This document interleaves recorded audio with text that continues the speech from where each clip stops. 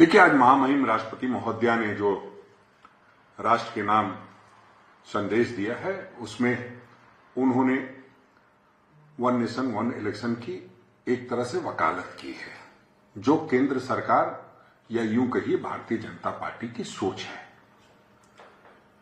और जो महामहिम ने भी कहा है, उसमें भी उन्होंने एक शंका व्यक्त की है। उन्होंने बार बार इस शब्द का उपयोग किया है कि फिजूल खर्ची कम की जा सकती है, सुशासन दिया जा सकता है, पॉलिसी जो डिस्क्रिपेंसी है उसको कम किया जा सकता है।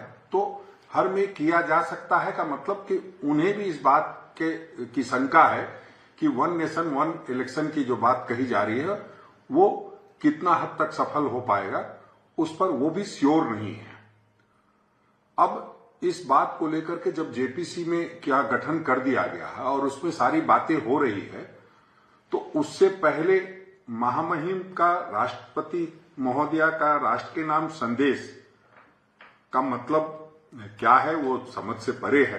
ये सही है कि उन्होंने अपनी बात कही है, लेकिन हम समझते हैं जो जिस तरह से चुनाव होते हैं और जो चुनाव बीच में आप देखेंगे कि हॉर्स ट्रेडिंग का मसला होता है, कई बार खरीद फरोख्त होती है।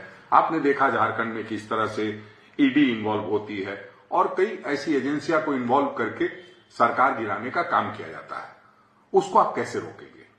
जो पिछले अनुभव रहे हैं, वन नेशन वन इलेक्शन तो पहले से चलता आ रहा है, लेकिन ये गड़बड़ कैसे हुआ?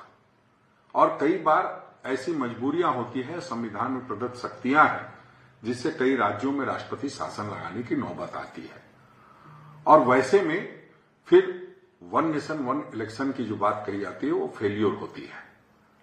और किस हद तक ये योजना सफल होती है वो तो सदन के पटल पर जब जेपीसी में लोग व्यापक चर्चा करके रखेंगे तभी स्पष्ट हो पाएगा।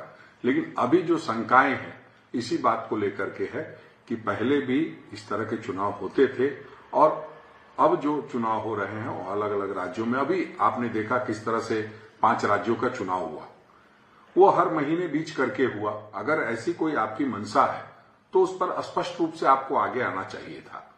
अब राज्य के मुद्दे जो हैं, राष्ट्र के मुद्दे के आगे गौण हो सकते हैं, ऐसी भी संभावना है।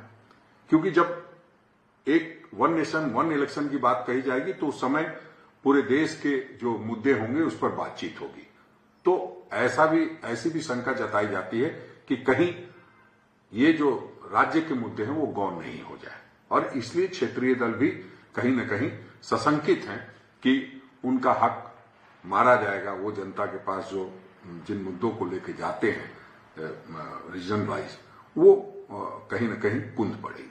तो कांग्रेस पार्टी सर क्यों खिलाफ है? आप क्यों इतने खिलाफ है इसके?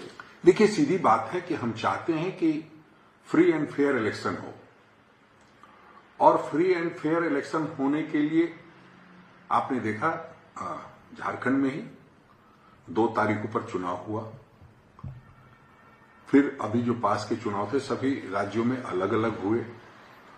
और हमें शंका इस बात की है कि जो भारतीय जनता पार्टी का एजेंडा रहा है, सरकारों को डिस्टर्ब करना, एजेंसियों के माध्यम से सरकार को गिराना, खरीद फरोख्त करना, तो ऐसे में जो हम फिजूल खर्ची रोकना चाहते हैं वो कहीं बढ़ नहीं जाए, इस बात की भी हमें आशंका है। वैसे तो सारे विस्तृत जब व्यापक चर्चा हो रही है जेपीसी के में, तो वो लोग जब रिपोर्ट पटल पे रखेंगे तो उस पर चर्चा होगी। हम समझते हैं कि ये अभी बहुत पहले ये बातें कही जा रही है।